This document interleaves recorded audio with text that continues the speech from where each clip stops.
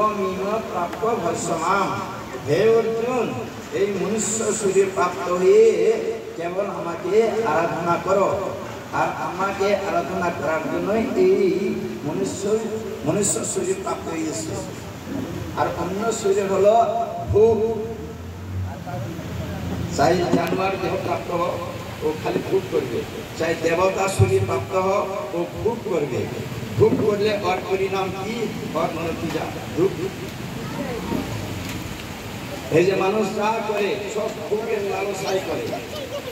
এই ভোগের কারণটাই হলো তোমার দুঃখ হবে আগে।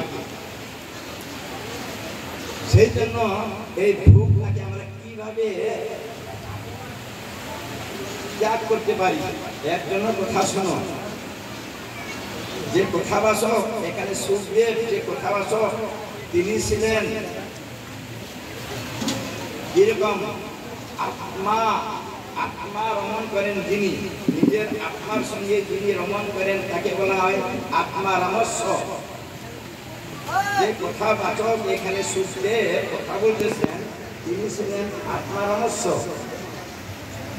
সুখদেবের মতো এই পৃথিবীতে কোনো গুরুদেব এই পর্যন্ত হয়নি। এই সুখদেব কেবলমাত্র সুখদেবের মতো মানুষ যারা সম্পূর্ণ ভোগকে ত্যাগ করেছেন, সংসার থেকে ত্যাগী হয়েছেন আর আজীবন ব্রহ্মচারী করেছেন, তাদের মুখে কি হয়? এর ভাগবত কথা শোভা পায়। যারা গৃহস্থ লোক যত রকমই হোক না কেন, তাদের কিছু না কিছু কি থাকে, কামনা বাসনা থাকে, তাদের মুখে ভাগবত শুনলে কি হয়? ব্যর্থ হবে। সেই জন্য যখন সুখদেবের মুখে এই কথা বেরোয় তখনই কি হয়? এই ভাগবত অমৃত হয়ে যায়। তার বাবাও তো কম না, কিন্তু তার মুখে